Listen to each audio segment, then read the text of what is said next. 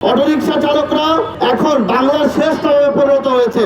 বাৎসরিক কর্মঘণ্টা নষ্ট হচ্ছে প্রায় 50 লক্ষ ঘন্টা। এর অর্থনৈতিক লোকসানের পরিমাণ বর্তমানে 1200 কোটি টাকা। অটোরিকশা চালকদের নেই কোনো পর্যাপ্ত প্রশিক্ষণ বা মূল্যায়ন ব্যবস্থা, যে কারণে তাদের মধ্যে দক্ষতা বা সড়ক সচেতনতা গড়ে ওঠার কোনো সুযোগ কখনোই ছিল না। ঘন ঘন লেন পরিবর্তন, উল্টো পথে যাওয়া, যে কোনো জায়গাতে ইউটার্ন নেওয়া ইত্যাদি ঘটছে হরহামেশাই। অপরদিকে রাষ্ট্রীয়ভাবে এই অটোরিকশাগুলোকে স্বীকৃতিপ্রাপ্ত না হওয়ায় বা অবৈধ হওয়ায় এর জন্য নির্ধারিত কোনো গতিসীমাও নাই। সড়কে যানজটের একটা বড় কারণ হচ্ছে এই অটোরিকশা বা থ্রি হুইলার। যত্রতত্র পার্কিং, রোড ক্যাপাসিটির চেয়ে গাড়ির পরিমাণ বেড়ে যাওয়ায় ঢাকা শহরের গতি ভয়ানক হারে কমছে।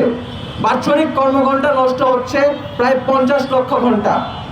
এর অর্থনৈতিক লোকসানের পরিমাণ বর্তমানে 1200 কোটি টাকা। অটোরিকশা প্রত্যক্ষভাবে বা পরোক্ষভাবে জড়িয়ে আছে সর্বমোট সড়ক দুর্ঘটনার প্রায় 1/4।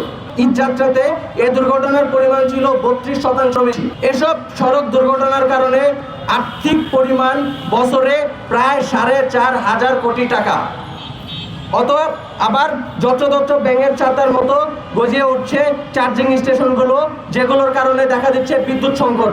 একাধিকবার ব্যাটারি চালিত অটোরিকশা নিষিদ্ধ করার উদ্যোগ নেওয়া হলেও পরিকল্পনা ছিল সম্পূর্ণ বাস্তবতা বিবর্জিত এবং ফাঁক ফোকরে তোলা হয় রেকার বিল বাণিজ্য। যন্ত্রাংশ আমদানি, অটোরিকশা উৎপাদন ও বিক্রয় বন্ধ না করে রাস্তায় গরিব রিক্সা চালকদের ধরে ধরে উচ্ছেদের চেষ্টা বাস্তবতা বিবর্জিত, নিপরণ ব্যতীত আর কিছুই নয়।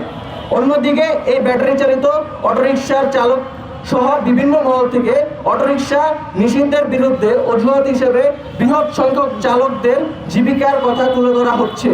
অথচ দেশের পরিবহন সেক্টরে গণপরিবহন বাসে দক্ষ চালকদের প্রবল একটি সংকট আমরা সবাই জানি।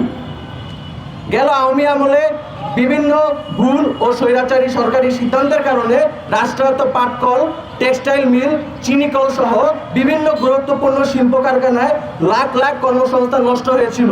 এই অবৈধ যানবাহনে দৌরাত্ম, বিশেষ করে মহাসড়কে অটোরিকশা, ইজি বাইক বা ব্যাটারি চালিত রিক্সা চলাচল শুধু আইন বিরোধী নয়, এটি মৃত্যু ঝুঁকিকে উস্কে দেয়।